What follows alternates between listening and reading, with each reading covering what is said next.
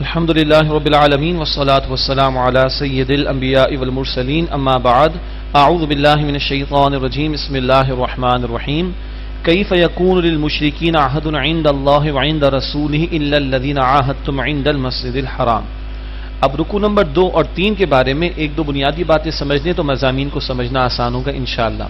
سورہ توبہ 9 ہجری میں آ رہی ہے اور مشرکین کے تعلق سے دو ٹوک اور حتمی الٹیمیٹم آ چکا ہے۔ البتہ یہ جو دو رکوع ابھی ہم پڑھیں گے، رکوع نمبر 2 اور 3، اس کے مضامین بتا رہے ہیں کہ یہ فتح مکہ سے پہلے نازل ہوئے ہیں اور صحابہ کرام کو ذہناً تیار کیا جا رہا ہے مکے والوں کے خلاف اقدام کے لیے، اور یہ بڑا بھاری معاملہ تھا، اس لیے کہ جو لوگ مدینہ ہجرت کر کے آ گئے تھے صحابہ، اب ان کو مکے والوں کے خلاف اقدام کرنے کا مطلب ہے اپنے ہی گھر والوں اور رشتہ داروں کے خلاف اقدام کرنا ہے ان کو، اس کے لیے ابھارا جا رہا ہے، اس کے لیے ذہن سازی کی جا رہی ہے۔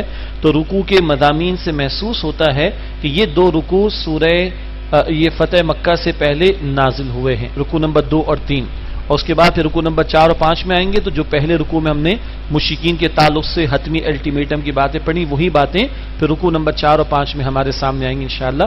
البتہ رکوع نمبر 2 اور 3 جو اب ہم پڑھ رہے ہیں ان کا نزول فتح مکہ سے پہلے۔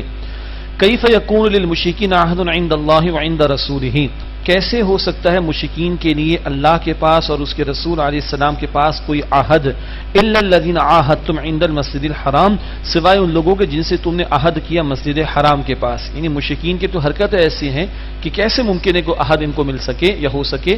البتہ وہ جو صلح حدیبیہ کے موقع پر ہوا 6 ہجری میں، اس کا بیان تو آئے گا 26 پارے میں سورہ فتح میں انشاءاللہ تعالی، اس کی طرف اشارہ، الا الذین عاہدتم عند المسجد الحرام، سوائے ان لوگوں کے جن سے تم نے عہد کیا مسجد حرام کے پاس، فما استقاموا لکم فاستقیموا لہم، تو جب تک وہ تمہارے لیے عہد پر قائم رہیں تم بھی ان کے لیے عہد پر قائم رہو۔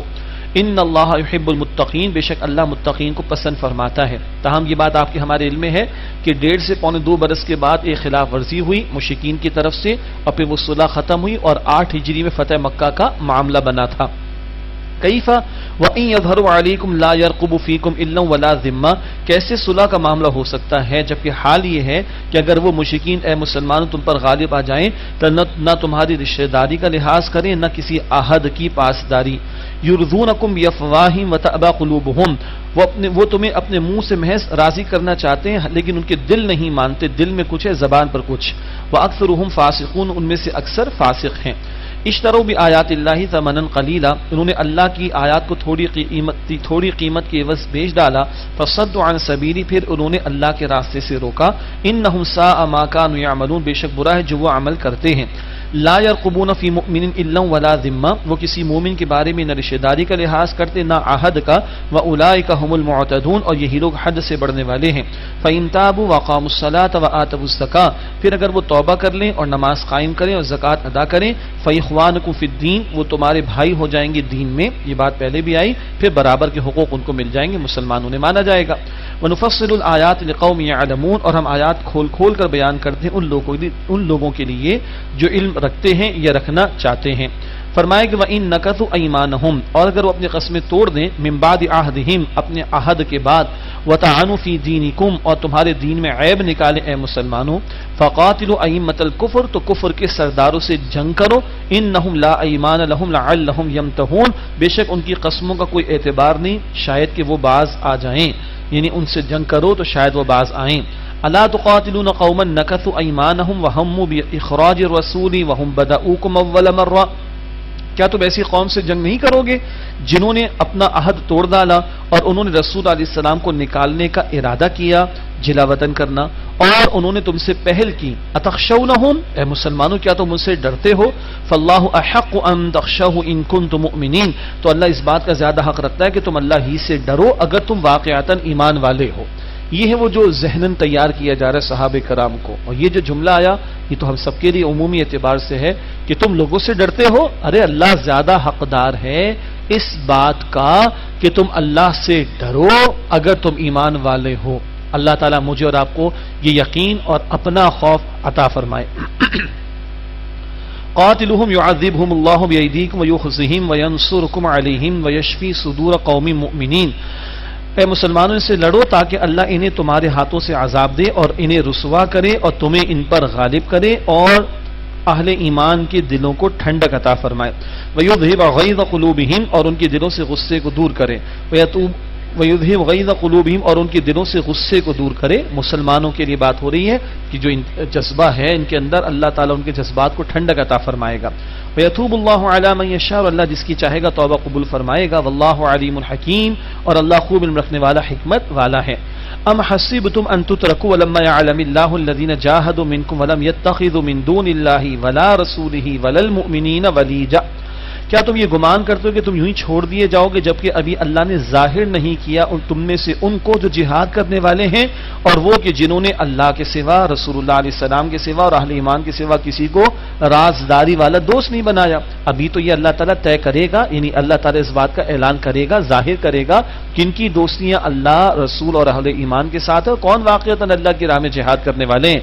واللہ خبیر بما تعملون اور اللہ تعالیٰ اس سے خوب واقف ہے اے لوگو جو کچھ تم کرتے ہو. ما کان للمشرکین ان یعمروا مساجد اللہ شاہدین علی انفسہم بالکفر. مشرکین کا یہ کام نہیں کہ وہ اللہ کی مسجدوں کو آباد کریں جبکہ اس حال میں کہ وہ اپنے آپ پر کفر کو تسلیم کرتے ہوں. اولئک حبطت اعمالہم ان کے یہ وہ ہیں کہ جن کے اعمال ضائع ہو گئے. وفی النار ہم خالدون اور وہ ہمیشہ آگ میں رہنے والے ہیں.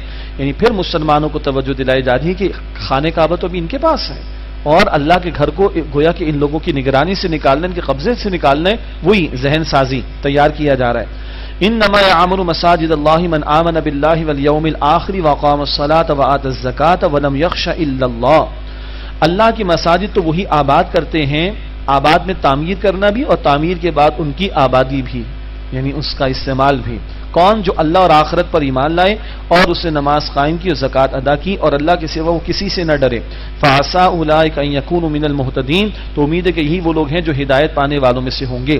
اب مشرکین کے تعلق سے کہا جا رہا ہے وہ کہتے تھے ہم تو حاجیوں کی خدمت کرتے ہیں، اللہ کے گھر کی ہم رکھوالی کرتے ہیں، ہماری تو بڑی عزت ہے، بڑا اکرام ہے. ان کی اس بات پر اللہ کا جواب اجعلتم سقایۃ الحاج وعمارۃ المسجد الحرام کمن آمن باللہ والیوم الآخر وجاہد فی سبیل اللہ. کیا تم نے حاجیوں کو پانی پلانا اور مسجد حرام کو آباد کرنا اس کے مانند، اس کے برابر ٹھہرا دیا جو اللہ پر ایمان لایا اور آخرت کے دن پر ایمان لایا اور جس نے اللہ کی راہ میں جہاد کیا. لا یستوون عند اللہ وہ برابر نہیں اللہ کے نزدیک. واللہ لا یہدی القوم الظالمین اور اللہ ظالمین کی قوم کو ہدایت نہیں دیتا. کیا کانٹیکسٹ ہے؟ ابھی خانہ کعبہ کا انتظام ان کے ہاتھ میں ہے اور یہ حاجیوں کی خدمتیں بھی کر رہے ہیں اور انہوں نے مسلمانوں کو گھروں سے نکال رکھا ہے، ہجرت پر مجبور کر رکھا ہے.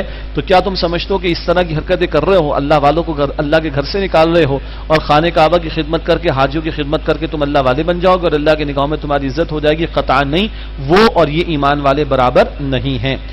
الذین واللہ لا یہدی القوم الظالمین اور اللہ ظالمین کی قوم کو ہدایت نہیں دیتا.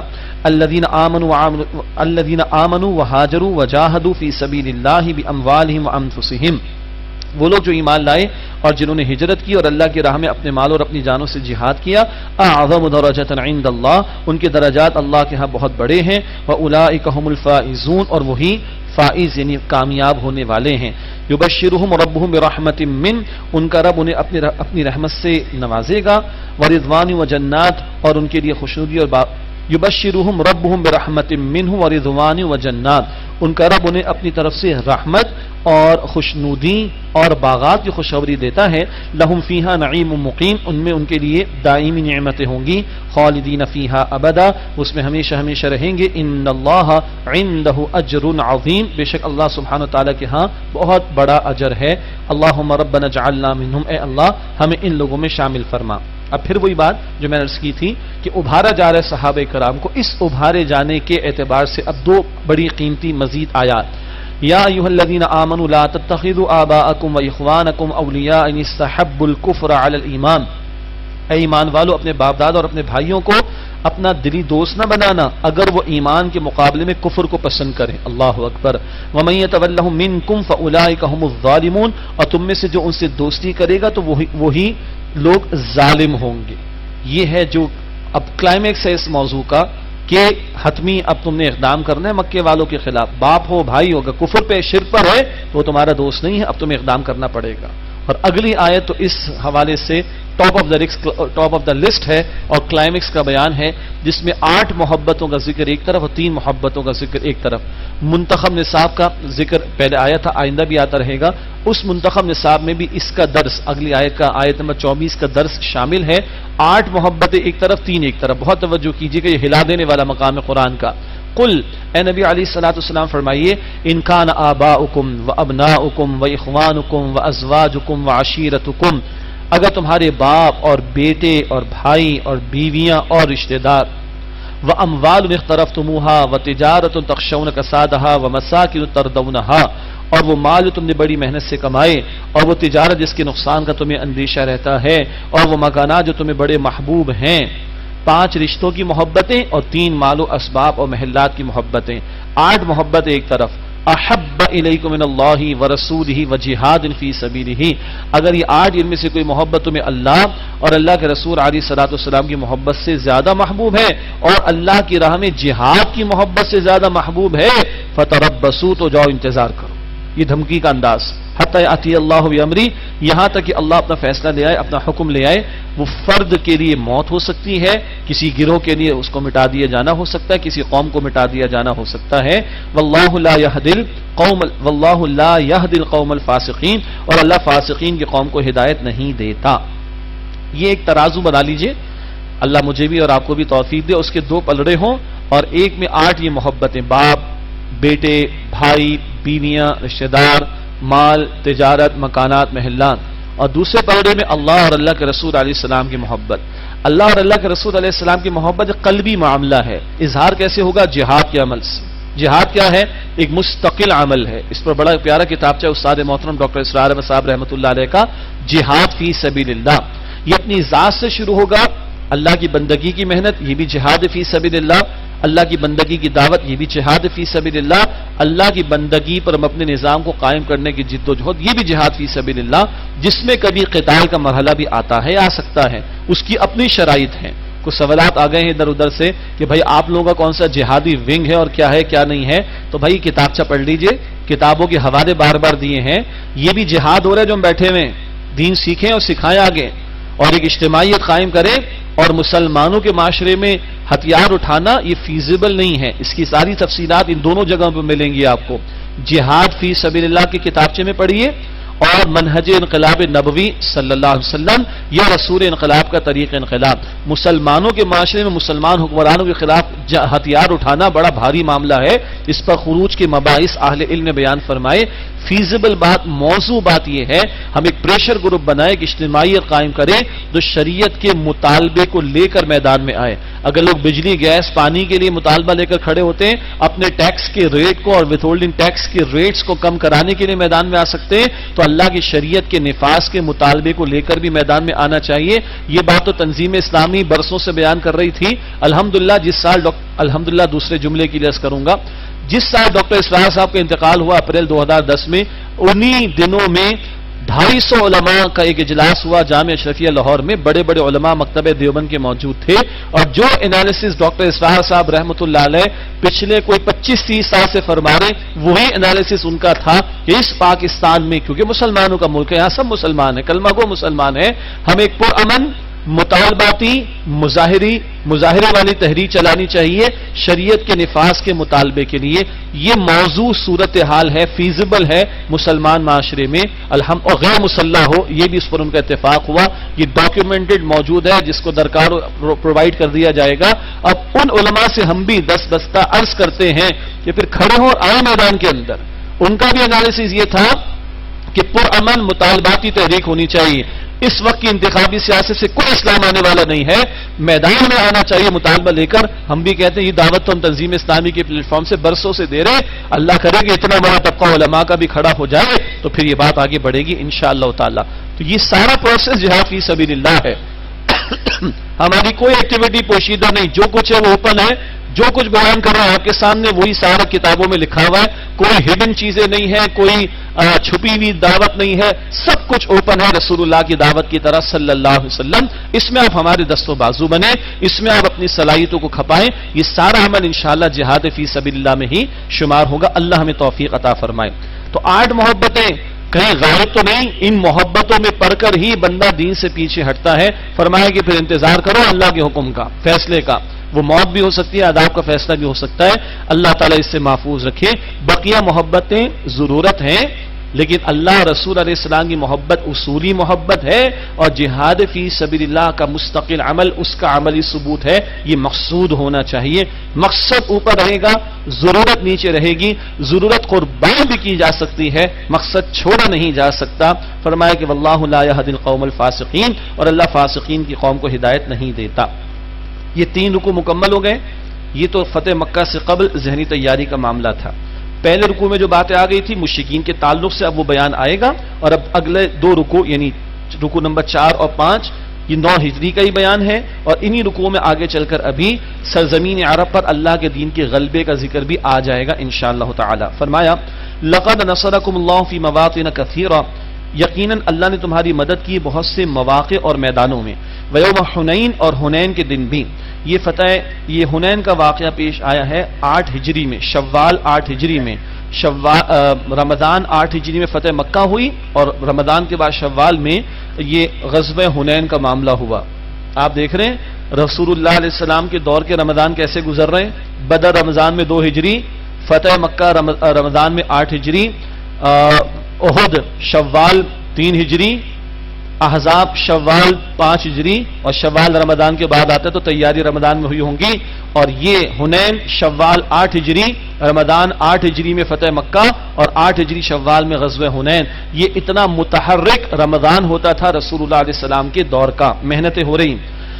تو اللہ تمہاری مدد فرما چکا ہے بہت سے مواقع اور میدان میں، اور حنین کے دن بھی اذ اعجبتکم کثرتکم، جبکہ تم اپنی کثرت پر کچھ اطراء سے گئے تھے۔ فتح مکہ ہوئی تو بہت لوگ جوق در جوق اسلام میں داخل ہو گئے، اب 12,000 کا لشکر ہے جو مسلمان لے کر نکلے، اور سامنے کفار کا 4,000 کا لشکر، تو نئے آنے والوں کی ابھی تربیت تو نہیں ہوئی۔ ایک بات آ گئی کہ پہلے تو مسلمان کم ہوتے تھے تو فتح مل جاتی تھی، آج تو ہم زیادہ ہیں، یہ کم ہے کفار، جیت تو ہماری ہوگی۔ اللہ نے درس دیا، سمجھایا، اور وقتی طور پر ایک مسلمانوں کا نقصان کا معاملہ ہوا، پھر بازی پلٹی ہے، مسلمانوں کو فتح بھی دی، لیکن سمجھایا کیا گیا تمہاری نگاہ اپنی تعداد پر، اپنی قوت پر، اپنی اسباب پر نہیں ہو، تمہاری تعداد مسبب الاسباب کی طرف ہونی چاہیے۔ فلم تغنی عنکم شیء وضاقت علیکم الارض بما رحبت، تو اس کثرت نے تمہیں کوئی فائدہ نہیں دیا، اور زمین تم پر فراخی یعنی کشادگی کے باوجود تنگ ہو گئی۔ ثم ولیتم مدبرین، پھر تم پیٹ پھیر کر بھاگنے لگے تھے۔ پھر اللہ کے پیغمبر کھڑے ہوئے علیہ السلام، احد میں بھی کھڑے ہوئے تھے، یہاں بھی کھڑے ہوئے، الی عباد اللہ، اور آپ نے پکارا اللہ کے بندو میری طرف آؤ۔ پھر اللہ کے پیغمبر نے بدر کی طرح یہاں بھی مٹھی میں مٹی لی اور پھونک ماری، وہ کفار کی آنکھوں میں گئی، اس کے بعد پھر بازی پلٹی بھی ہے۔ ثم انزل اللہ سکینتہ علی رسولہ وعلی المؤمنین، پھر اللہ نے اپنے رسول علیہ السلام پر اور اہل ایمان پر تسلی تسکین نازل فرمائی۔ وانزل جنودا لم تروها، اور لشکر اتارے وہ جو تم نے نہیں دیکھے۔ وعذب الذین کفروا، اور اللہ نے کافروں کو عذاب دیا۔ ذالک وذالک جزاء الکافرین، اور یہی سزا ہے کافروں کی۔ ثم یتوب اللہ من بعد ذلك علی من یشاء، پھر اس کے بعد اللہ جس کی چاہے گا توبہ قبول فرمائے گا۔ ابھی بھی آپشن ہے، پلٹ آؤ تو اللہ معاف کر دے گا۔ واللہ غفور رحیم، اور اللہ بخش دینے والا، رحم فرمانے والا ہے۔ یا ایھا الذین آمنوا، اے وہ لوگوں جو ایمان لائے ہو، انما المشرکون نجس، بے شک مشرک نجس یعنی ناپاک ہے۔ ان کی ناپاکی عقیدے کی ہے، ایسا نہیں کہ کسی کافر کا ہاتھ ہمیں لگ گیا، کسی مشرک کا ہاتھ ہمیں لگ گیا تو ہمارا ہاتھ ناپاک ہو گیا، ایسا نہیں، بلکہ اس کے عقیدے کی ناپاکی کا معاملہ ہے، اور بہت خطرناک معاملہ ہے۔ فرمایا کہ یا ایھا الذین آمنوا انما المشرکون نجس، اے ایمان والو بے شک مشرکین تو ناپاک ہیں، فلا یقربوا المسجد الحرام بعد عامہم ھذا، تو اس سال کے بعد یہ مسجد حرام کے قریب نہ آئیں۔ یہ اعلان ہو گیا اسی سال 9 ہجری کے حج کے موقع پر، سیدنا علی نے کیا حضرت صدیق اکبر رضی اللہ تعالیٰ عنہ کی اجازت سے، اور پھر معاملہ بالکل صاف۔ اگلے سال کا جب حج ہوگا جو اللہ کے رسول اس کی امامت فرمائیں گے صلی اللہ علیہ وسلم 10 ہجری میں، تو کوئی مشرک وہاں پر موجود نہیں ہوگا۔ وَإِنْ خِفْتُمْ عَيْلَةً فَسَوْفَ يُغْنِيكُمُ اللَّهُ مِنْ فَضْلِهِ إِنْ شَاءَ، اور اگر تمہیں محتاجی کا ڈر ہو تو اللہ تمہیں جلد غنی کر دے گا اپنے فضل سے اگر چاہے گا۔ إِنَّ اللَّهَ عَلِيمٌ حَكِيمٌ، بے شک اللہ خوب علم رکھنے والا، حکمت والا ہے۔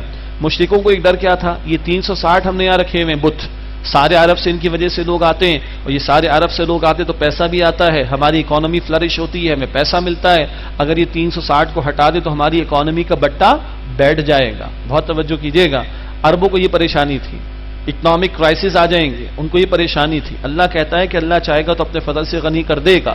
ضمن ایک بات سمجھنے کی یہ ہے، 360 بتوں کی گندگی اللہ کے گھر میں رکھے ہوئے ہو تم، اور تب بھی وہ کھلاتا رہا، پلاتا رہا، عطا کرتا رہا، جب اس کی توحید پر آ جاؤ گے اور اس کے ہو رہو گے تو کیا وہ تمہیں بھوکا مار دے گا؟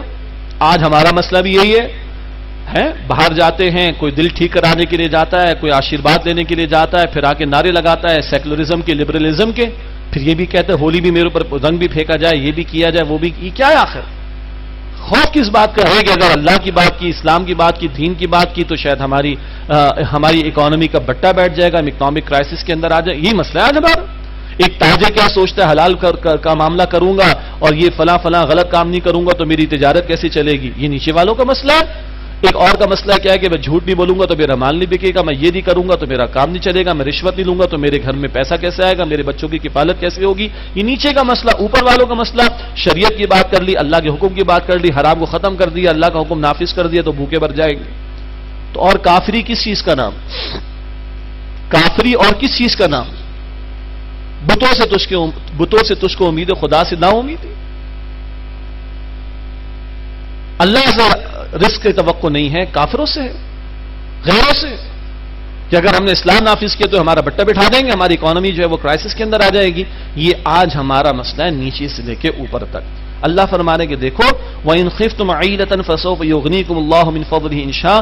اگر تمہیں محتاجی کا ڈر ہو تو اللہ تمہیں جلد غنی فرما دے گا اپنے فضل سے اگر وہ چاہے گا. ان اللہ علیم حکیم، بے شک اللہ خوب علم رکھنے والا، حکمت والا ہے.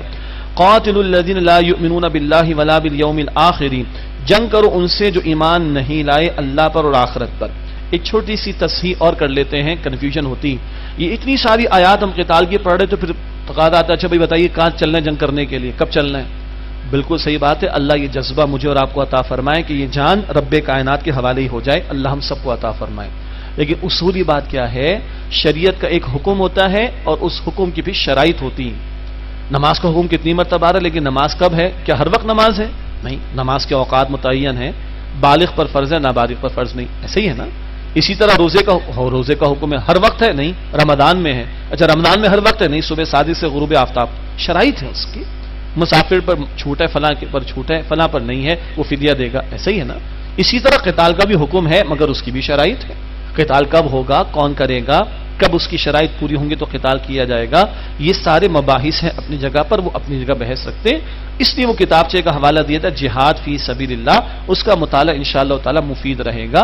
جذبات بجا ہیں لیکن جذبات کے ساتھ دین کے اپنے تقاضے بھی ہیں. یہ احکامات ہیں مگر احکامات کا اپنا موقع محل ہوتا ہے، اس کے لیے اپنی شرائط ہوا کرتی. وہ شرائط زکوٰۃ ہے، زکوٰۃ کا حکم ہے ہر ایک کے لیے؟ نہیں بھائی، صاحب نصاب کے لیے. اچھا ہر دن زکوٰۃ دینی، ہر مہینے دینی؟ میں تو ہر مہینے کمائی کر رہا ہوں، ہر مہینے مجھے سیلری مل رہی. نہیں، سال میں ایک مرتبہ. ایسا ہی ہے نا. تو زکوٰۃ صاحب نصاب پر ہے اور سال میں ایک مرتبہ ہے کیش اینڈ کیش ایکویولنٹس پر. عشر ہوگا تو ہر فصل پر ہوگا. جیسے یہ ساری شرائط ہیں ایسے ہی قتال کی بھی شرائط، جہاں پوری ہوں گی وہاں قتال کیا جائے گا، جہاں پوری نہیں ہوں گی وہاں قتال نہیں کیا جائے گا. سادہ سی بات ہے. یہ فرق بھی بہرحال ذہن میں رہنا چاہیے. البتہ یہاں ایک اور اہم بات آ رہی قتال کے تعلق سے. قاتل الذین لا یؤمنون باللہ ولا بالیوم الآخر. تم جنگ کرو ان لوگوں سے جو ایمان نہیں لاتے اللہ پر اور نہ آخرت کے دن پر. ولا یحرمون ما حرم اللہ ورسولہ. اور حرام نہیں ٹھہراتے اسے جو اللہ نے حرام ٹھہرایا اور اللہ کے رسول نے حرام ٹھہرایا علیہ السلام. ولا يدينون دین الحق من الذين اوتوا الكتاب. اور نہ وہ دین حق کو قبول کرتے ان لوگوں میں سے جو اہل کتاب ہیں. حتى يعطوا الجزية عن يد وهم صاغرون. یہاں تک کہ وہ جزیہ دیں اپنے ہاتھ سے ذلیل ہو کر. دو تین باتیں اس میں ہیں. پہلی بات قتال کا حکم کن کے خلاف؟ جو اللہ اور آخرت پر ایمان نہیں رکھتے اور اسے حرام نہیں ٹھہراتے جسے اللہ اور اللہ کے رسول نے حرام ٹھہرایا صلی اللہ علیہ وسلم. ضمن اہم بات ہے سنت کی اتھارٹی. حلال حرام کے فیصلے اللہ نے فرمائے اور اللہ کے حکم سے رسول اللہ نے فرمائے علیہ السلام. پڑھ چکے الاعراف آیت 157. رسول اللہ پاکیزہ چیزوں کو حلال قرار دیتے، ناپاک چیزوں کو حرام قرار دیتے. قرآن کہتا ہے سورہ حشر آیت نمبر 7 میں رسول اس بات کا حکم دے مانو جس سے روک دے اس سے رک جاؤ. تو یہ حلال حرام کے فیصلے اللہ نے بھی فرمائے اور اللہ کے اذن سے، اللہ کی اجازت سے رسول اللہ نے بھی فرمائے. ایک اہم بات. اگلی بات وہ اہل کتاب کے جو دین حق قبول نہیں کرتے اس کے خلاف جنگ کرو یہاں تک کہ وہ جزیہ دیں اپنے ہاتھ سے ذلیل ہو کر. مراد چھوٹے بن کر رہیں اور اسلامی حکومت کی بالادستی قبول کر لیں، جزیہ دینے پر تیار ہوں تو ان کے خلاف جنگ نہیں کی جائے گی. یہ کب ہوگا؟ جب ہم اس پوزیشن میں ہوں گے کہ ہم کو دعوت پیش کریں گے، قبول نہیں کرتے تو پھر جزیہ دو، ہم تم پر غالب آ جائیں گے. نہیں تو پھر آؤ تلوار فیصلہ کرے گی، تب ان کے لیے. لیکن ان کے لیے جزیے کا آپشن ہے. مشرکین کے لیے کیوں نہیں تھا؟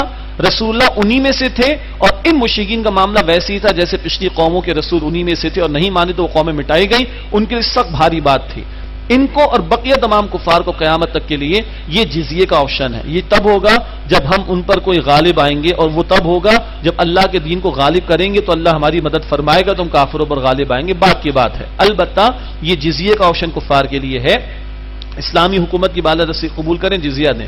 جزیہ گالی نہیں ہے، جزیہ ایک ٹیکس ہے جو ایک غیر مسلم اسلامی حکومت کو پے کرے گا، اور وہ اسلامی حکومت گنیے گا اس کی جان، اس کی مال، اس کی آبرو، اس کا عقیدہ، اس کا گھر، اس کی عبادت گاہ اور اس کی اولاد کی حفاظت کرے گی. عقیدے کی حفاظت کیا مطلب؟ گن پوائنٹ پر اس کو مسلمان نہیں بنایا جائے گا، نہ کسی کو ایسا کرنے دیا جائے گا بشرطے کہ اس نے اسلامی حکومت کی بالادستی قبول کی ہو.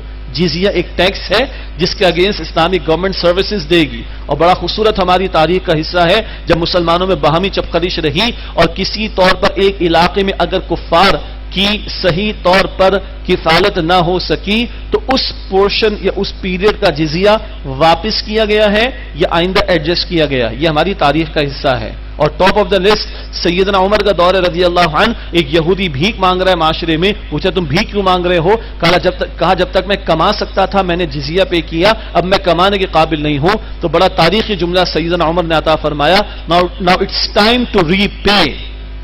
یہ بھیک نہیں مانگے گا جب تک یہ دے رہا تھا، اس نے انفلو ہمیں دیا ہے. now it's our duty to repay. اب ہم اس کو واپس کریں گے. جاؤ گھر پہ بیٹھو اور اسلامی ریاست، اسلامی خلافت تمہاری کفالت کرے گی. یہ ہے جزیہ. اٹس ناٹ کوئی گالی نہیں ہے معاذ اللہ، جیسے جہل قسم کے لوگ اس کو اس طرح پیش کرتے ہیں میڈیا کے اوپر. یہ اتنی زبردست شے ہے جو ایک کافر کو بھی پروٹیکشن دیتی ہے اسلامک گورنمنٹ کے انڈر میں. یہ الگ بات ہے کہ آج ہم لوگ جزیہ دے رہے ہیں، میں کہہ چکا ہوں پہلے بھی، لیکن کبھی ہم جزیہ لیتے تھے اور انشاءاللہ ہم لیں گے. یہ بیانات آئیں گے آپ کے سامنے، آئندہ کے مستقبل کی خبریں اللہ کے پیغمبر نے عطا فرمائی، وہ ذکر آتا رہے گا انشاءاللہ تعالی. وقالت اليهود عزیر ابن اللہ وقالت النصارى المسیح ابن اللہ. یہود نے کہا کہ عزیر اللہ کے بیٹے، استغفر اللہ، اور نصارہ نے کہا کہ مسیح اللہ کے بیٹے، معاذ اللہ. ذلك قولهم بافواههم، یہ ان کے منہ کی کہی ہوئی باتیں ہیں. یضاہون قول الذین کفروا من قبل، یہ دیکھا دیکھی کرتے ہیں پہلے کافروں کی بات کی. پہلے بھی لوگوں نے اس طرح کی باتیں اللہ کے ساتھ دیوی دیوتاؤں کے نام پر منسوب کی، اب انہوں نے پیغمبروں کو اللہ کا بیٹا بنا دیا، معاذ اللہ. قاتلهم اللہ، اللہ انہیں ہلاک کرے. انا یؤفکون، کہاں یہ بہہ کے جا رہے ہیں. اتخذوا احبارهم ورهبانهم اربابا من دون اللہ والمسیح ابن مریم، انہوں نے اپنے علماء و درویشوں کو رب بنا لیا اللہ کے سوا، اور مسیح ابن مریم کو بھی علیہ السلام رب بنا لیے. کیسے؟ حاتم تائی تو مشہور ہے، حاتم کے بیٹے عدی بن حاتم عیسائی تھے، ایمان لے آئے تھے. ترمذی کی روایت. عرض کی اللہ کے پیغمبر ہم نے رب کیسے بنا دی ہمارے علماء و درویش کو؟ فرمایا کہ تمہارے علماء جو کہتے حلال تم مان لیتے، کہاں مان لیتے، جو کہتے حرام ہاں مان لیتے. تم اپنے علماء کے کہنے پہ چلتے تھے چاہے وہ کتاب سے ہٹ کر ہی بات کیوں نہ کرتے ہوں. یہ ہے ان کو رب بنا لینا اللہ کے سوا. اور مسیح ابن مریم کو تو معاذ اللہ نصارہ نے خدا اور خدا کا بیٹا، یہ تین خداؤں میں سے قرار دیا. یہ بدترین شرک ان لوگوں نے بھی، اہل کتاب نے بھی کمٹ کیا ہے. فرمایا کہ وما امروا الا ليعبدوا الہ واحدا، اور انہیں حکم یہی دیا گیا تھا کہ وہ معبود واحد اللہ کی عبادت کریں. لا الہ الا ہو، اس کے سوا کوئی معبود نہیں. سبحانہ عما یشرکون، اللہ اس سے پاک ہے جو وہ شرک کرتے ہیں. یریدون ان یطفئوا نور اللہ بافواہہم ویأبی اللہ الا ان یتم نورہ ولو کرہ الکافرون. وہ چاہتے ہیں کہ اللہ کے نور کو اپنے منہ کی پھوکوں سے بجھا دیں، اور اللہ تو اس بات کے بغیر نہیں رہے گا کہ اپنے نور کو پورا فرما کر رہے، چاہے کافروں کو کتنا ہی ناپسند ہو. یہ اللہ کا اعلان ہے، اور یہ دور نبوی میں پورا ہوا. مشرکین تھے یا یہود تھے، نصارہ تھے، ان کی ساری سازشیں ناکام ہوئیں، اور جال حق و زہق الباطل ان الباطل کان زہوقا. سورہ بنی اسرائیل آیت نمبر 81 ہے. حق آ گیا اور باطل مٹ گیا، بے شک باطل ہے ہی مٹنے کے لیے اللہ کے وعدے پورے ہوئے. کیوں؟ هو الذی ارسل رسولہ بالہدی، وہ اللہ جس نے اپنے رسول علیہ السلام کو الہدا، مکمل ہدایت نامہ قرآن دے کر بھیجا، ودین الحق، اور مکمل نظام حیات، سسٹم آف لائف، دین حق، دین اسلام دے کر بھیجا. کیوں؟ لیظہرہ علی الدین کلہ، تاکہ اللہ کے پیغمبر علیہ السلام اس دین حق نظام کو، اسلام کو کل نظام زندگی، سسٹم آف لائف پر غالب فرما دیں. ولو کرہ المشرکون، چاہے مشرکین کو کتنا ہی ناگوار گزرے. یہ ہے رسول پاک علیہ السلام کا انقلابی مشن. اور یہ بات 3 مرتبہ قرآن میں آئی. ابھی ہم پڑھ رہے ہیں توبہ کی آیت نمبر 33 میں، پھر سورہ فتح 26واں پارہ آیت نمبر 28 میں، پھر سورہ صف 28واں پارہ آیت نمبر 9 میں. تو سورہ فتح کی آیت نمبر 28 میں، سورہ صف کی آیت نمبر 9 میں بھی یہ بات آئے گی. یہ انقلابی مشن ہے اللہ سبحانہ و تعالیٰ کے رسول مکرم علیہ السلام کا. شاہ ولی اللہ نے فرمایا کہ جس کسی کو قرآن کی بیسک تھیم کو سمجھنا ہے وہ اس آیت کو سمجھے پہلے. کیوں؟ 23 برس نبوی زندگی ہے رسول اللہ کی علیہ السلام، اور 23 ہی برس میں قرآن نازل ہوا. تو وہ کیا اسٹرگل تھی، وہ کیا محنت تھی، وہ کیا جد و جہد تھی، کیا ٹارگٹ تھا، کیا آبجیکٹو تھا جس کے تحت 23 برس گزرے ہیں رسول اللہ کے، اور جس کے دوران یہ قرآن نازل ہوا ہے. تو شاہ ولی اللہ رحمۃ اللہ علیہ فرماتے ہیں دس is the key towards the understanding of the holy Quran. یہ قرآن کو سمجھنے کے لیے چابی، خزانہ ہے مطالعے کے اندر ہے. چابی ہوگی تو آپ خزانے سے فائدہ اٹھا سکتے ہیں. دس is the key towards the understanding of the holy Quran. یہ ہے پورے قرآن کا عمود، یہ قرآن کی بیسک تھیم ہے اس آیت میں جو ہمارے سامنے آ رہی ہے. اس حوالے سے بہت قیمتی کتاب ہے، پہلے بھی حوالہ آیا، نبی اکرم صلی اللہ علیہ وسلم کا مقصد بعثت. یہ استاد محترم ڈاکٹر اسرار احمد صاحب رحمۃ اللہ علیہ کے 2 خطابات اس کتاب میں اس آیت کی بھی خاصی وضاحت انہوں نے فرمائی ہے. کچھ وقت ہوگا تو انشاءاللہ 28 پارے میں سورہ صف میں بات کریں گے. اور اس کانٹیکس میں یہاں جو بات آ رہی سورہ توبہ سن 9 ہجری، تو 8 ہجری میں سرزمین عرب پر دین غالب ہو چکا. وَرَأَيْتَ النَّاسَ يَدْخُلُونَ فِي دِينِ اللَّهِ أَفْوَاجًا فتح مکہ. البتہ رسول اللہ علیہ السلام کی رسالت یونیورسل ہے، چنانچہ خود اس انقلاب کو ایکسپورٹ کرنا شروع کیا رسول اللہ نے علیہ السلام، اور سرزمین عرب سے باہر نکل کر سلطنت روما کے خلاف اقدام فرمایا آپ نے. غزوہ تبوک سن 9 ہجری 6 رکوع سے اس کا بیان شروع ہوگا. گویا آپ نے خود اپنی حیات طیبہ میں اظہار فرما دیا یہ دین فقط عرب کے لیے نہیں، کل عالم کے لیے ہے، اور اس کا غلبہ فقط عرب تک مقصود نہیں بلکہ آگے بھی ہوگا. چنانچہ آپ نے تو آغاز فرمایا سلطنت روما کے خلاف غزوہ تبوک سے، اور سیدنا عمر فاروق رضی اللہ تعالی عنہ کے دور میں اس کی شان نظر آتی جب 22 لاکھ مربع میل مسلمانوں کے پاس ہے. اور پھر بعد میں امیر معاویہ کا دور ہے رضی اللہ تعالی عنہ، امیر معاویہ کا دور ہے رضی اللہ تعالی عنہ، 44 لاکھ مربع میل مسلمانوں کے پاس تھا، اور دنیا کے 3 بر اعظموں پر ہم نے حکومت کی ہے. اور بعد میں سلطنت عثمانیہ کا دور تو بہت بعد کا ہے. تو یہ ایکسٹینشن شروع کی رسول اللہ علیہ السلام نے. آدھی دنیا تک تو ہم پہنچے. ولیم میور نے کہا تھا اگر مسلمانوں کو ایک عمر اور ملتا تو ساری دنیا مسلمانوں کے پاس ہوتی، مگر ولیم میور کو بھی پتا ہونا چاہیے تھا کہ ہمیں تھوڑا ویٹ کرنا پڑے گا. پہلے دنیا اس سطح پر تو پہنچے کہ جب وہ گلوبلائزیشن کو ہضم کر سکے. Now this is the time کہ we are becoming a global state, یا ہم جا رہے ہیں اس کی طرف. تو اب گلوبلائزیشن کا دور ہے. اب وہ شان انشاءاللہ تعالی سامنے آئے گی مستقبل قریب میں. بہت کچھ ابھی ہونا ہے، بہت کچھ ابھی ہونا ہے، مگر وہ ایک یونیورسل لیول پر، گلوبل لیول پر اللہ کے دین کا غلبہ اب اس کے لیے راستے کھلتے چلے جا رہے ہیں، اور اس کے لیے بشارت حدیثوں میں ہے. ایک صرف میں عرض کر دیتا ہوں. اللہ کے پیغمبر علیہ السلام نے فرمایا، مسلم شریف کی روایت ہے، آپ نے فرمایا کہ میرے رب نے ساری زمین مجھے لپیٹ کر دکھائی. اللہ اکبر. جس رب نے معراج کی شب پوری کائنات دکھا دی تو زمین تو کچھ بھی نہیں ہے. بہرحال اللہ کے پیغمبر علیہ السلام نے فرمایا میرے رب نے مجھے ساری زمین لپیٹ کر دکھائی. میں نے اس کے مشرق بھی دیکھے اور میں نے اس کے مغرب بھی دیکھے، اور میری امت کا اقتدار وہاں تک جائے گا جہاں تک زمین مجھے لپیٹ کر دکھائی گئی. اور یہ ابھی تک نہیں ہوا ہے، بٹ ہوگا، اس میں کوئی شک نہیں ہے. اور دنیا کی حالات اب اس طرف جا رہے ہیں کہ وہ گلوبلائزیشن کا عمل تو شروع ہو چکا ہے. تب وہ یعنی اسٹیج تو تیار ہو نا، اسٹیج تو تیار ہو اس کو ڈائجسٹ کرنے کے لیے. اللہ نے دین بہت ہی پرفیکشن کے ساتھ دیا ہے. وہ اسٹیج گلوبل لیول پر تیار تو ہو، پھر وہ پرفیکشن والا دین اس پر قائم ہوگا انشاءاللہ تعالی. چند احادیث اور ہیں آئندہ آپ کو سنائیں گے انشاءاللہ تعالی. یا ایھا الذین آمنوا ان کثیر من الاحبار والرہبان لیأکلون اموال الناس بالباطل. بے شک بہت سے علماء اور درویش لوگوں کے مال ناحق طریقے پر کھاتے ہیں. ویصدون عن سبیل اللہ، اور وہ اللہ کے راستے سے روکتے ہیں. یہ علماء سو کا بیان. برے علماء، علماء 2 قسم کے ہوتے ہیں ہمیشہ یاد رکھیے گا، ایک علماء حق، ایک علماء سو. کیا لائن ڈرا کریں گے؟ جن کے پاس بیٹھ کر اللہ سے محبت پیدا ہو اور دنیا سے نفرت پیدا ہو انشاءاللہ تعالی، جن کو دیکھ کر اللہ کی محبت اور آخرت کی فکر پیدا ہو اور دنیا سے رغبت کم ہو جائے، چلیں نفرت کو چھوڑ دیں، انشاءاللہ وہ علماء حق ہوں گے اور وہ تمام مکاتب فکر میں ملیں گے انشاءاللہ تعالی۔ اور جن کو دیکھ کر اللہ اکبر کبیرہ، اب تو بم پروف گاڑیاں بھی آ گئی بھائی، ہم نے سنا ہے 7-7 کروڑ روپے کی، اللہ اکبر، بم پروف، موت پروف گاڑی میرے خیال سے نہیں آ سکے گی انشاءاللہ تعالی۔ تو جن کو دیکھ کر دل کرے کیا بات ہے بھائی، کیا ٹھاٹ ہیں، کاش میں بھی ایسا ہوتا، وہ کہ جن کو دیکھ کر دنیا یاد آتی ہو، جن کو دیکھ کر دنیا کی رغبت پیدا ہوتی، جن کو دیکھ کر دنیا کے ٹھاٹ حاصل کرنے کا دل چاہتا ہو، تو کہیں نہ کہیں گھنٹی بجنی چاہیے کہ یہ گڑبڑ ہے۔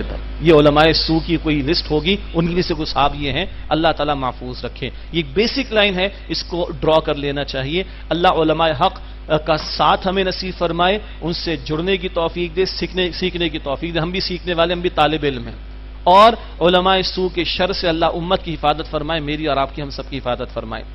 فرمایا کہ والذین یکنزون الذهب والفضة ولا ينفقونها فی سبیل اللہ، اور وہ لوگ جو سونا چاندی جمع کر کے رکھتے ہیں اور اسے اللہ کی راہ میں خرچ نہیں کرتے، فبشرہم بعذاب علیم، انہیں دردناک عذاب کی خوشخبری سنا دیجئے۔ اللہ اکبر۔ اکثر مفسرین کی رائے ہے اس سے مراد ہے زکوٰۃ نہ دینا، کیونکہ وہ فرض تقاضا ہے، کم از کم زکوٰۃ نہ دینا۔ اور ہم نے یہ بھی سمجھ لیا کہ عشر بھی زکوٰۃ کے ایکویلنٹ جو فصلوں پر دیا جاتا ہے، اس میں بھی ڈنڈیاں ماری جاتی، یہ کم از کم تقاضا ہے دین کا، زکوٰۃ اور عشر کی ادائیگی۔ پھر صدقات واجبہ میں صدقہ فطر آ جاتا ہے، وہ بھی شامل کر لیجئے۔ تو جو لوگ یہ صدقات یا فرائض ہیں، انفاق کے فرائض اور واجب کے درجے میں جو ادا کرنا ہے اس کو بچاتے، کم از کم وہ ہیں جن کا بیان یہ آ رہا ہے کہ جو اللہ جو سونے چاندی کی ڈھیر جمع کر کے رکھتے ہیں اور اسے اللہ کی راہ میں خرچ نہیں کرتے، انہیں دردناک عذاب کی خوشخبری دے دیجئے۔ اگلی آیت بہت سخت ہے، فرمایا یوم یحمى علیہا فی نار جہنم، جس دن ہم اسے دہکائیں گے جہنم کی آگ میں، فتکوی بہا جباہہم وجنوبہم وظہورہم، پھر اس سے ان کی پیشانیوں کو اور ان کے پہلوؤں کو اور ان کی پیٹھوں کو داغا جائے گا۔ استغفر اللہ، سخت عذاب، اور جہنم میں دہکایا جائے گا اور اس سے جلایا جائے گا۔ اس کی بھی مفسرین نے وضاحت فرمائی ہے کہ مانگنے والوں کو دیکھ کر کبھی پہلے آدمی ماتھے پر شکن لے کر آتا ہے، پیشانی، پھر تھوڑا سا وہ پہلو بدلتا ہے تو پہلوؤں کا ذکر آیا، پھر رخ موڑ کر ہٹ جاتا ہے، مدد نہیں کرتا مستحق کی بھی، تو پھر پیٹھ تیسرے نمبر پر آئی۔ پیشانیوں کو بھی اور پہلوؤں کو بھی اور پیٹھوں کو بھی داغا جائے گا، اللہ محفوظ رکھے۔ ہماری بہنیں بھی بیٹھی ہیں، اگر آپ کے پاس زیورات ہیں سونے کے اور زکوٰۃ لگتی ہے تو صحیح طرح ادا کرنی، شوہر ادا کر دے، بھائی ادا کر دے، والد ادا کر دے، ہو جائے گی ادا انشاءاللہ، لیکن ادا ہونی چاہیے۔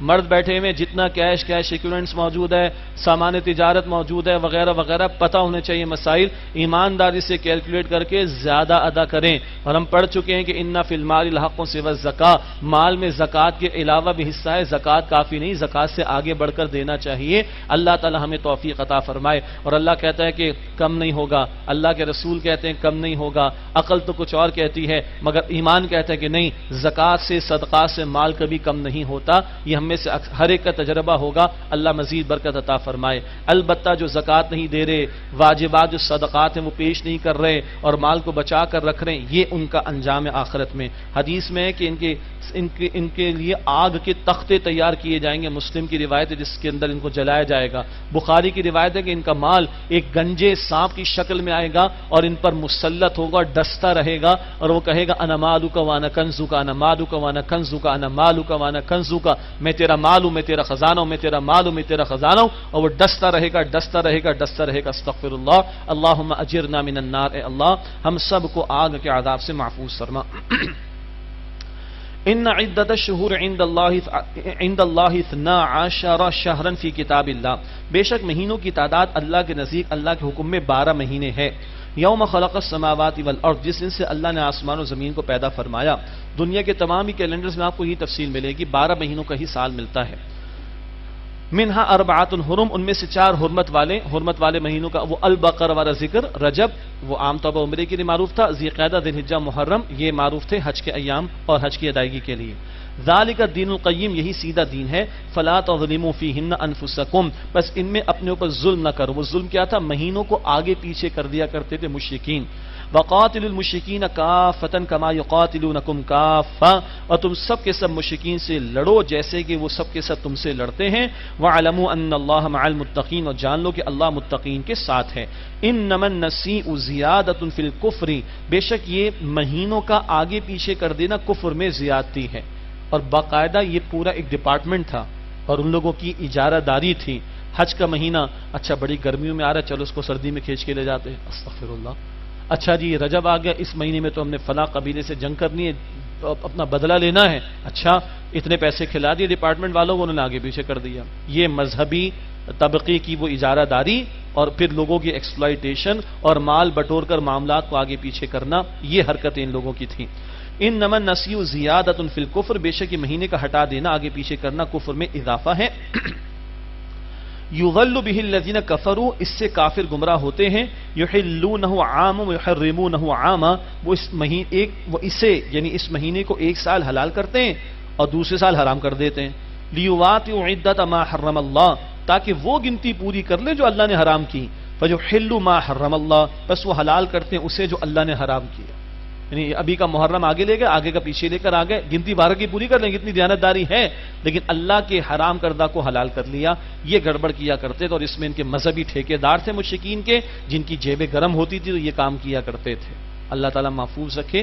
ہر مذہب کے اندر، کرسچینٹی کے اندر بھی یہ رہا اور ہندوازم میں بھی یہ رہا، اللہ معاف رکھے، ہمارے علماء کی اللہ حفاظت کرے، سلامت کرے، مگر علماء سو کا بھی معاملہ یہ ہے کہ من چاہے فتوے جاری کر دینا، اسٹیٹ خوش ہو جائے، حکمراں خوش ہو جائے اور ان کو جناب وہ نذرانے مل جائیں، ناروے سے کس کو ملتی ہے، ڈنمارک سے کس کو ملتی ہے، وائٹ ہاؤس سے کس کو ملتی ہے، اور پینٹاگون کی کس کو سیر کرائی جاتی ہے، یہ ہمارے باتیں ہو رہی ہیں، اور پھر کس طرح کی ان کی طرف سے باتیں آتی ہیں، پھر 600 پیج کا ایک فتویٰ بھی ایشو ہوتا ہے ٹیررزم کے حوالے سے، اور پتہ نہیں کس طرح کی باتیں، جن کی سمجھ آ رہی ہے ماشاءاللہ وہ سمجھ رہے ہیں، مجھ سے زیادہ وہ سمجھدار ہیں، اور جن کو ابھی ان حقیقتوں کا اتنا ادراک نہیں ہے تو آگے چلتے ہیں، چھوڑیے ان باتوں کو۔ اللہ محفوظ رکھے علماء سو کے شر سے ہم سب کو۔ فرمایا کہ زین لہم سوء اعمالہم، ان کے برے اعمال انہیں مزین کر کے دکھا دیے گئے، واللہ لا یہدی القوم الکافرین، اور اللہ کافروں کی قوم کو ہدایت نہیں دیتا۔ یہ 5 رکوع مکمل ہوئے، سرزمین عرب کے غلبہ دین کا بیان آیا، مشرکین کے تعلق سے بھی حتمی باتوں کا بیان آ گیا۔ اب 11 رکوع ہیں، یعنی چند رکوع ابھی ہم پڑھیں گے، بقیہ کل انشاءاللہ۔ اب جو 11 رکوع آ رہے ہیں، رکوع نمبر 6 سے رکوع نمبر 16 تک، اس میں غالب ایک بیان تو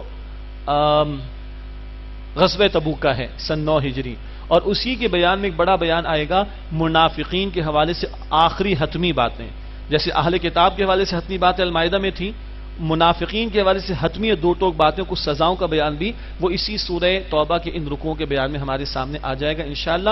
سن 9 ہجری میں غزوہ ہوا، سلطنت روما کے خلاف ہوا، اور 30,000 کا لشکر لے کر اللہ کے پیغمبر تشریف لے گئے۔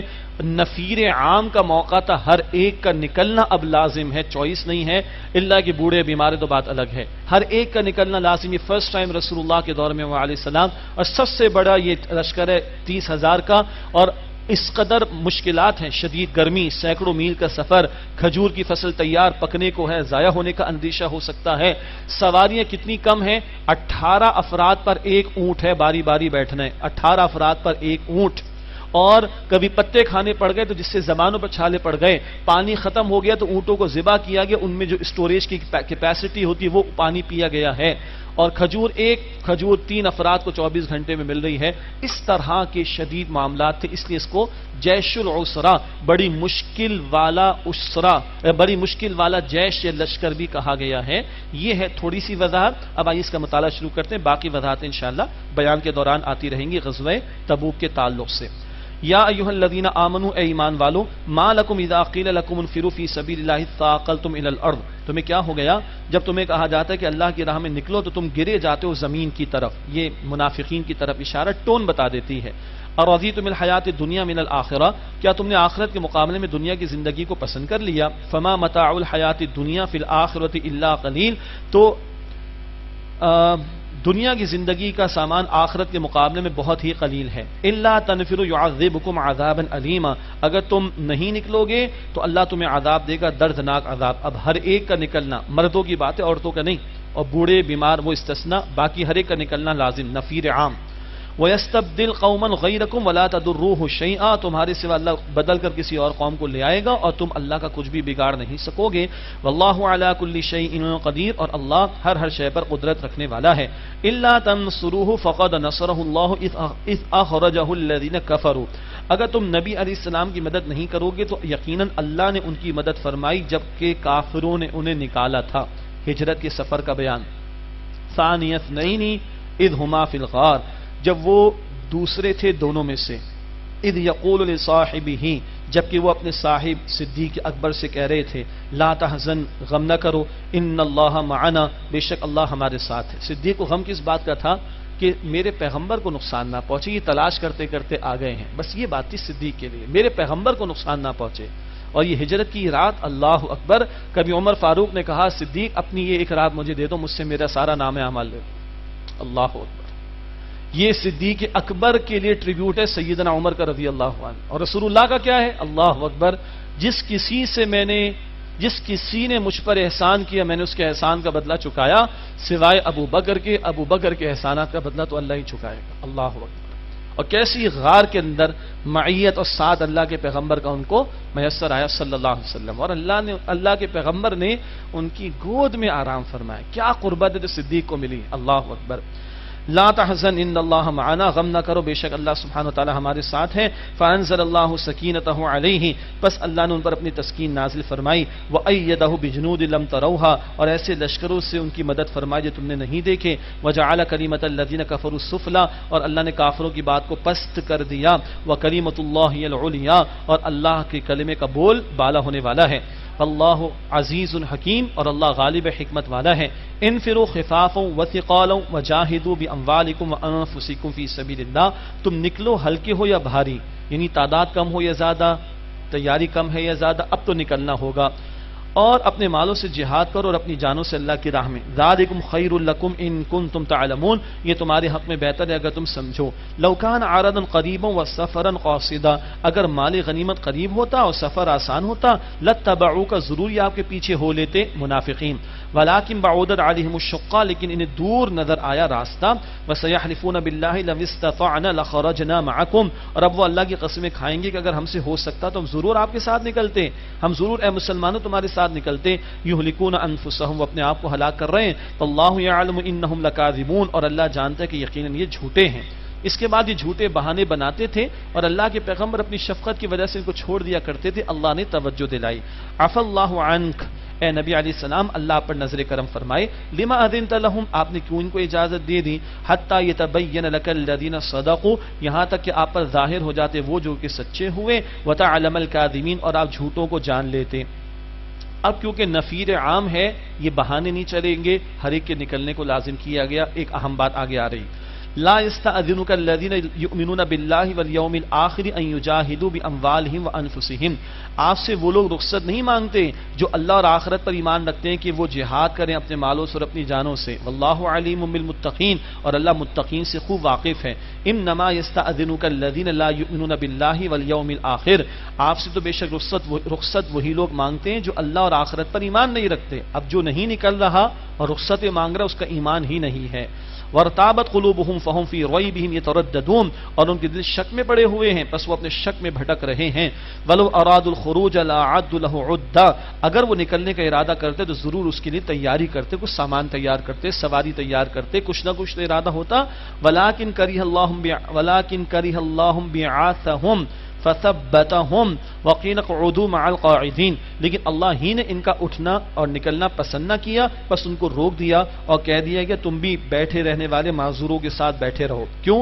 اگر یہ نکلتے تو گڑبڑ کرتے. آگے فرمایا لو خرجوا فيكم ما زادوكم الا خبالا ولأودعوا خلالكم يبغونكم الفتنة، اگر وہ تمہارے ساتھ نکلتے تو تمہاری خرابی کے سوا کچھ اضافہ نہ کرتے اور تمہارے درمیان دوڑتے پھرتے چاہتے ہوئے تمہارے لیے بگاڑ، اس کے سوا کوئی ان کا کام جو ہے وہ نتیجہ نہ نکلتا، یہ بس تمہارے لیے بگاڑ کا ذریعہ بنتے. وفیکم سماعون لہم، اور تم میں ان کے جاسوس بھی ہیں، خبریں لیتے ہیں. واللہ علیم بالظالمین، اور اللہ ظالمین کو خوب جانتا ہے. لقد ابتغوا الفتنة من قبل، اور یقیناً انہوں نے چاہا اس سے پہلے بھی بگاڑ. وقلبوا لك الامور، اور انہوں نے آپ کے معاملات میں تدبیریں الٹ پلٹ کی، یعنی بہت سے مواقع پر، جیسے عبداللہ بن ابی 300 کو لے کر علیحدہ ہو گیا تھا احد کے میدان سے پہلے، اس طرح کئی سازشیں انہوں نے کی. حتی جاء الحق وظہر امر اللہ وهم کارہون، یہاں تک کہ حق آ گیا اور اللہ کا حکم غالب آ گیا اور یہ ناپسند کرنے والے ہیں. اب ایک تھا جد بن قیس منافقین میں سے، اس نے تو الٹی بات کی. وہ کہتے صاحب مجھے تو معاف رکھیے، آپ جا رہے ہیں سلطنت روما سے ٹکرانے کے لیے، وہاں کی خواتین کا حسن بہت ہی زیادہ ہوتا ہے، میں فتنے میں پڑ جاؤں گا. اب یہ ذرا ایکسکیوز دیکھیے اس کا، اور اللہ کا جواب دیکھیے. وَمِنْهُمْ مَن يَقُولُ أُذَن لِّي وَلَا تَفْتِنِّي، اور ان میں سے کوئی کہتا ہے کہ مجھے اجازت دیجیے اور مجھے آزمائش میں نہ ڈالیں، میں تو پھنس جاؤں گا. أَلَا فِي الْفِتْنَةِ سَقَطُوا، آگاہ ہو جاؤ آزمائش میں تو یہ پڑ چکے، پیغمبر کے ساتھ نہیں نکلو گے، پیغمبر اللہ کی راہ میں نکلے تم گھر میں بیٹھے رہو گے، تم ان کے مشن میں ان کا ساتھ نہیں دو گے، اس سے بڑھ کر آزمائش کا معاملہ کیا ہوگا، اس سے بڑھ کر فتنے کا معاملہ کیا ہوگا، اس سے بڑھ کر تباہی اور ہلاکت کیا ہوگی تمہارے لیے. وَإِنَّ جَهَنَّمَ لَمُحِيطَةٌ بِالْكَافِرِينَ، اور بے شک جہنم کافروں کو گھیرے ہوئے ہیں. اِن تُصِبْكَ حَسَنَةٌ تَسُؤْهُمْ، اگر آپ کو کوئی بھلائی پہنچتی ہے انہیں بری لگتی ہے. وَإِن تُصِبْكَ مُصِيبَةٌ، اور اگر آپ کو کوئی مصیبت پہنچتی ہے، کوئی نقصان ہوتا ہے مسلمانوں کا، کوئی آزمائش آتی ہے، یقولو تو کہتے ہیں قد اخذنا امرنا من قبل، کہ ہم نے تو پہلے ہی اپنے معاملے کو سنبھال لیا تھا، ہم نکلے ہی نہیں تھے، جان چھوٹی ہماری معاذ اللہ. وَيَتَوَلَّوْا وَهُمْ فَرِحُونَ، اور وہ خوشیاں مناتے ہوئے لوٹ جاتے ہیں. قُل لَن يُصِيبَنَا إِلَّا مَا كَتَبَ اللَّهُ لَنَا، اے نبی علیہ السلام فرما دیجئے ہمیں ہرگز نہیں پہنچے گا مگر وہ جو اللہ نے ہمارے لیے لکھ دیا. ہوا مولانا، وہ ہمارا مولا ہے. وعلی اللہ فلیتوکل المؤمنون، اور ایمان والوں کو اللہ ہی پر بھروسہ کرنا چاہیے. البتہ ان کے تعلق سے کہا جا رہا ہے قل هل تربصون بنا الا احدى الحسنيين، اے نبی فرمائے کہ تم ہمارے بارے میں دو خوبیوں میں سے ایک ہی کا تو انتظار کر سکتے ہو. اگر ہم شہید ہو گئے تو حیات جاویداں شہداء کے لیے، اور غازی بن کر واپس لوٹے تو اللہ کی نصرت کے ساتھ واپس آئیں گے. ہماری تو ہر حال میں فائدہ ہے، نتھنگ ٹو لوز والی بات ہے بندے مومن کے لیے. لیکن وَنَحْنُ نَتَرَبَّصُ بِكُمْ أَن يُصِيبَكُمُ اللَّهُ بِعَذَابٍ مِّنْ عِندِهِ أَوْ بِأَيْدِينَا، اور ہم تمہارے لیے انتظار کر رہے ہیں کہ تمہیں پہنچے اللہ کے پاس سے کوئی عذاب یا ہمارے ہاتھوں سے. فَتَرَبَّصُوا إِنَّا مَعَكُمْ مُتَرَبِّصُونَ، تو تم انتظار کرو پس ہم بھی تمہارے ساتھ انتظار کر رہے ہیں. اب منافقین کی ایک سزا کا بیان، اب ان کا کوئی انفاق بھی قبول نہیں ہوگا. قل انفقوا طوعا او کرها لن يتقبل منكم، آپ فرمائیے تم خوشی خوشی خرچ کرو یا ناخوشی سے، ہرگز تم سے قبول نہیں کیا جائے گا. انکم کنتم قوما فاسقین، بے شک تم فاسقین کی قوم ہو. وما منعهم ان تقبل منهم نفقاتهم الا انهم كفروا بالله وبرسوله، اور ان کے انفاق کے قبول ہونے میں یہی بات رکاوٹ بنی کہ انہوں نے کفر کیا اللہ کا اور اس کے رسول علیہ السلام کا. ولا يأتون الصلاة الا وهم كسالى، اور وہ نماز کی طرف نہیں آتے مگر سستی کرتے ہوئے. ولا ينفقون الا وهم كارهون، اور وہ خرچ نہیں کرتے مگر ناخوشی سے. یعنی نماز میں سستی کرتے ہیں اور خرچ کے اندر ڈنڈیاں مارتے ہیں، ناخوشی کے ساتھ خرچ کرتے ہیں. یہ منافقانہ طرز عمل ہے. اب اس وجہ سے کہ یہ سستیاں کرتے ہیں ان کا کوئی انفاق قبول نہیں ہوگا، یہ ان کے لیے سزا ہے گویا کہ. فلا تعجبک اموالهم ولا اولادهم، بس آپ کو ان کے مال اور اولادیں جو ہے وہ متاثر نہ کریں. انما یرید اللہ لیعذبهم بها فی الحیات الدنیا، بے شک اللہ تو یہی چاہتا ہے کہ انہیں اس سے دنیا کی زندگی میں عذاب دے. مال خوب لٹایا کفار کی مدد کے لیے، لیکن دین اسلام غالب ہو گیا، ان کا نقصان ہوا. اولاد کا عالم کیا ہے؟ عبداللہ بن ابی منافقین کا سردار ہے، مگر بیٹے ادب سے نام لیں گے، ان کا نام عبداللہ و رسول اللہ پر ایمان لے آئے صلی اللہ علیہ وسلم، سچا ایمان لائے، سچے صحابی بنے. تو لوگوں نے بھی کہا ہوگا کہ خود تو مخالفت کرتا ہے، دیکھ تیرے گھر سے ہی اللہ تعالیٰ نے تیرے خلاف کھڑا کر دیا. تو اللہ ان کے مالوں اور اولاد سے ہی ان کو اللہ تعالیٰ ذلیل کر رہا ہے. وَتَزْهَقَ أَنفُسُهُمْ وَهُمْ كَافِرُونَ، اور ان کی جانیں نکلیں گی تو اس حال میں کہ وہ کافر ہوں گے. وَيَحْلِفُونَ بِاللَّهِ إِنَّهُمْ لَمِنكُمْ، اور وہ اللہ کی قسمیں کھاتے ہیں کہ بے شک وہ تم میں سے ہیں. وَمَا هُمْ مِنكُمْ وَلَكِنَّهُمْ قَوْمٌ يَفْرَقُونَ، حالانکہ مسلمانوں وہ تم میں سے نہیں ہیں مگر یہ وہ لوگ ہیں جو ڈرتے ہیں. لو یجدون ملجأ او مغارات او مدخلا لولوا الیہ وهم یجمحون، اگر وہ پائیں گے کوئی پناہ کی جگہ یا کوئی غار یا کوئی گھس جانے کی جگہ تو وہ اس کی طرف پھر جائیں گے رسیاں توڑاتے ہوئے، یہ جان چھڑانا چاہتے مسلمانوں تم سے۔ وَمِنْهُمْ مَن يَلْمِزُكَ فِي الصَّدَقَاتِ، اور ان میں سے وہ بھی ہے جو آپس صدقات کے معاملات میں لان تان کرتا ہے۔ کسی منافق نے کہہ ڈالا انصاف کیجئے انصاف کیجئے، آپ نے فرمایا کہ میں انصاف نہیں کروں گا تو کون انصاف کرے گا؟ اللہ نے اس کو یہاں پر انڈوز کیا، فرمایا کہ فَإِنْ أُعْطُوا مِنْهَا، پس اگر انہیں اس میں سے دیا جائے ردو تو خوش ہو جاتے ہیں، وَإِنْ لَمْ يُعْطَوْا مِنْهَا، اور اگر انہیں اس میں سے نہ دیا جائے اِذَا هُمْ يَسْخَطُونَ، تو اسی وقت وہ ناراض ہو جاتے ہیں۔ یعنی مطلب پرستی کی بات ہے، مفاد پرستی کی بات ہے۔ وَلَوْ أَنَّهُمْ رَضُوا مَا آتَاهُمُ اللَّهُ وَرَسُولُهُ، اور اگر وہ اس پر راضی ہوتے جو اللہ نے اور اس کے رسول علیہ السلام نے انہیں عطا کیا، وقالوا، اور اگر یہ کہتے حسبنا اللہ سیؤتینا اللہ من فضلہ ورسولہ، اور وہ کہتے اللہ ہمارے لیے کافی ہے اور ابھی اللہ اپنے فضل سے ہمیں مزید عطا فرمائے گا اور اس کے رسول بھی، انا الی ربنا انا الی اللہ راغبون، بے شک ہم اللہ کی طرف رغبت رکھتے ہیں، اگر یہ کہتے تو ان کے لیے زیادہ بہتر بات ہوتی۔ اگلی آیت ہے زکوٰۃ کے مصارف کا بیان، یہ زکوٰۃ کہاں خرچ کی جائے گی اس کی کیٹیگری سیٹ ہیں، اور نفلی صدقات جہاں چاہے ہم خرچ کر سکتے ہیں، لیکن زکوٰۃ کی کیٹیگریز ہیں جو قرآن نے متعین فرمائی، حدیث سے تفسیر عطا فرمائی اور علماء نے اس کے مسائل کو پھر مرتب بھی فرمایا ہے۔ فرمایا انما الصدقات للفقراء، بے شک صدقات تو فقراء کے لیے ہیں۔ اچھا یہاں لفظ صدقات شروع میں آ رہا ہے، لیکن آگے آپ اسکرین پر دیکھ رہے ہیں فریضۃ من اللہ لکھا ہوا ہے، فریضہ ہے اللہ کی طرف سے، تو صدقے کی وہ شکل جو فرض ہے اس کو زکوٰۃ کہا جاتا ہے۔ صدقہ نفلی بھی ہوتا ہے نا، تو یہ فرض صدقہ یعنی زکوٰۃ کا حکم بیان ہو رہا ہے، کیونکہ فریضۃ من اللہ، اللہ کی طرف سے فرض ہے کا لفظ یہاں پر آیا ہے فرض۔ انما الصدقات للفقراء، بے شک زکوٰۃ یعنی فرض صدقہ زکوٰۃ وہ فقراء کے لیے۔ فقیر کون ہے؟ کہ صبح کا کھانا اس کے پاس ہے شام کا نہ ہو، انتہائی ضرورت مند۔ نمبر 2 والمساکین، اور محتاجوں کے لیے، مسکینوں کے لیے۔ مسکین کون ہے؟ سورہ کہف میں بھی سمجھیں گے انشاءاللہ، وہ کشتی جن کی تھی۔ مسکین وہ ہے جو کچھ کما رہا ہے مگر اتنا نہیں کہ اس کی اور اس کے زیر کفالت لوگوں کی بنیادی حاجات پوری ہو رہی، اور آج ہماری ایک بہت بڑی پاپولیشن اسی کیٹیگری کے اندر ہے۔ جو لوگ بزنس کر رہے ہیں، جو لوگ شاپس چلا رہے ہیں، ان کو پتہ ہے کہ ہم اپنے ملازمین کو کیا دیتے ہیں، 8,000 10,000 12,000 15,000، اور توقع یہ ہے کہ وہ اور اس کی بیوی ہو، اس کے 2 بچے ہوں اور وہ کرائے کے گھر میں بھی رہتا ہو، تو مجھے کوئی 15,000 میں بجٹ بنا کے دکھا دے جس میں گوشت مرغی وغیرہ کو شامل نہ ہو، امپاسبل۔ ایک بہت بڑی پاپولیشن ہمارے اس ملک کی اسی کیٹیگری کے اندر ہے، تو دیکھ لینا چاہیے اپنے ملازمین کے اعتبار سے، چاہے وہ گھریلو سرونٹس ہیں یا آپ کے اور ہماری کمپنیز کے اندر ہیں، اداروں کے اندر ہیں، دیکھ لینا چاہیے اس کا میکینزم کیا ہوا، ایک ٹیکنیکل بات ہے، لیکن مسکین وہ ہے کچھ کماتا ہے مگر اتنا نہیں کہ اس کی اور اس کی زیر کفالت لوگوں کی حاجات پوری ہو رہی ہوں۔ والعاملین علیہا، اور اس پر عمل کرنے والے، اصولاً تو اسلامی حکومت ہو، بیت المال کا نظام ہو اور زکوٰۃ کی وصولی کا پورا سسٹم ہو۔ اب اس سسٹم کو چلانے کے لیے جو عاملین ہوں گے، کارکن ہوں گے، ظاہری بات ان کو فل ٹائم لگانا پڑے گا، ان کی تنخواہ زکوٰۃ کی رقم میں سے ادا کی جا سکتی ہے۔ نمبر 4 والمؤلفۃ قلوبہم، اور وہ کہ جن کے دلوں کو الفت دینا مقصود ہو۔ ایک رائے تو یہ ہے احناف کے ہاں، ایک رائے کہ یہ کیٹیگری بالکل ختم ہو چکی کیونکہ اسلام پھر غالب ہو گیا تھا، جبکہ احناف میں بھی یہ ایک رائے اور دیگر فقہا کے ہاں موجود ہے کہ نہیں، کبھی بھی ایسے حالات آ سکتے ہیں کہ ایسے کفار ہیں کہ جن کے دل مائل ہو رہے ہیں اسلام کی طرف، لیکن ان کی مدد کی جائے گی تاکہ وہ اسٹیبل ہو سکیں اور ان کو معیشت کا پرابلم نہ ہو، تو ان کو مائل کرنے کے لیے زکوٰۃ دی جائے گی۔ کچھ ایسے کفار ہیں کہ جن کی زور کو توڑ کو روکنے کے لیے زکوٰۃ سے مدد کر دی جائے تاکہ وہ اسلام کے ماننے اور اسلام کے ماننے والوں اور اسلام کے خلاف سازش نہ کریں، ان کی بھی الفت کے لیے زکوٰۃ استعمال کی جا سکتی ہے۔ نمبر 5 وفی الرقاب، اور گردنوں کے چھڑانے میں اس سے مراد غلاموں کو آزاد کرانا۔ یہ ایک معاملہ ہے جنگی صورتحال سے متعلق، کبھی جنگیوں کا دروازہ کھلے، اسلامی شرائط کا معاملہ پورا ہو تب، اور وہ غلام آئے تو ان کے آزاد کرانے میں زکوٰۃ استعمال ہو سکتی ہے۔ والغارمین، اور قرض داروں کا قرض ادا کرنے میں، مقروض کے قرض ادا کرنے میں بھی زکوٰۃ استعمال ہو سکتی ہے۔ یہ بحث الگ ہے کہ آج 6 کارڈ اٹھائے ہوئے ہیں اور لیونگ اسٹینڈرڈ آسمان کو پہنچایا ہوا ہے اور خود کلہاڑا مارا ہے اور اب زکوٰۃ مانگتے پھر رہے، اس ساری غلط روش کی بھی اصلاح کی ضرورت ہے، لیکن یہ مسئلہ اپنی جگہ پر ہے کہ مقروض کی مدد بھی زکوٰۃ سے کی جائے گی۔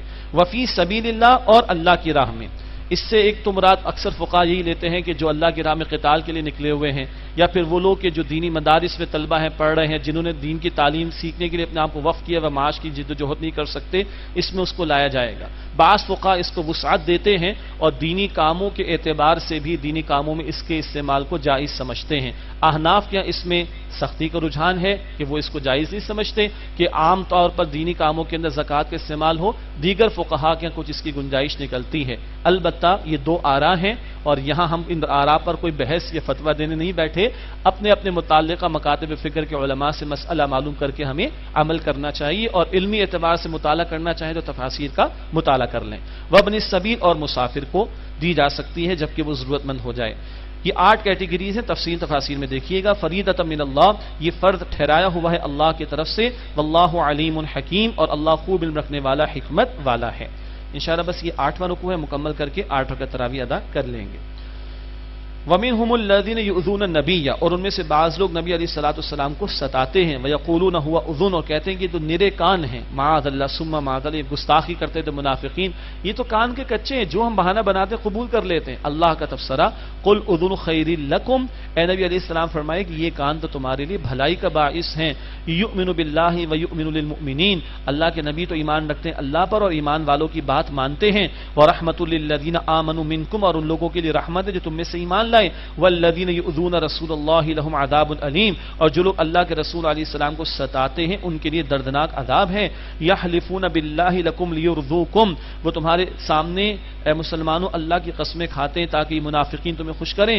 واللہ ورسولہ احق ان یرضوہ ان کانوا مؤمنین، اور اللہ اور اس کے رسول علیہ السلام اس بات کا زیادہ حق رکھتے ہیں کہ یہ لوگ انہیں خوش کرے اگر یہ واقعتاً ایمان والے ہیں۔ الم یعلموا انہ من یحادد اللہ ورسولہ فان له نار جہنم خالدا فیہا، کیا وہ نہیں جانتے کہ جو مقابلہ کرے گا اللہ اور اس کے رسول علیہ السلام کا تو بے شک ایسے شخص کے لیے دوزخ کی آگ ہے جس میں وہ ہمیشہ رہیں گے یہ لوگ۔ ذالک الخزي العظیم، یہی بہت بڑی رسوائی ہے۔ یحذر المنافقون ان تنزل علیہم سورۃ تنبئهم بما فی قلوبهم، منافقین ڈرتے ہیں کہ مسلمانوں پر کوئی ایسی سورت نازل نہ ہو جائے جو ظاہر کر دے ان منافقین کے بارے میں جو کہ ان کے دلوں میں ہیں، ان کو ڈر ہے کہ اللہ کے کلام میں وضاحت نہ ہو جائے ایسی۔ قل استہزئوا، اے نبی علیہ السلام فرمائے کہ تم ہنسی مذاق کرتے رہو۔ ان اللہ مخرج ما تحذرون، بے شک تم جس سے ڈرتے ہو اللہ اسے کھولنے والا ہے، یعنی تمہارے اندر کے بھید اللہ واضح کر دے گا۔ وَلَئِن سَأَلْتَهُمْ لَيَقُولُنَّ إِنَّمَا كُنَّا نَخُوضُ وَنَلْعَبُ، اور اگر آپ ان سے پوچھیں تو وہ ضرور کہیں گے کہ ہم تو صرف دل لگی کی بات کر رہے تھے۔ قُلْ أَبِاللَّهِ وَآيَاتِهِ وَرَسُولِهِ كُنتُمْ تَسْتَهْزِئُونَ، آپ فرمائیے کیا تم اللہ سے اور اس کی آیات سے اور اس کے رسول سے ہنسی مذاق کرتے ہو، کھیل تماشا تم نے بنا رکھا ہے دین کے معاملات کو۔ لا تعتذروا قد کفرتم بعد ایمانکم، بہانے نہ بناؤ تم اپنے ایمان لانے کے بعد کافر ہو چکے ہو۔ ان نعفو عن طائفة منکم نعذب طائفة بأنہم كانوا مجرمین، اور اگر ہم تم میں سے ایک گروہ کو معاف کر بھی دیں، اگر وہ اصلاح کر لیں تو ہم دوسرے گروہ کو عذاب دیں گے اس لیے کہ وہ مجرم تھے۔ یہ 8 رکوع مکمل ہوئے، بقیہ انشاءاللہ مطالعہ کل کریں گے۔ اب 8 رکعت تراویح وتر ادا کریں گے۔ السلام علیکم ورحمۃ اللہ وبرکاتہ۔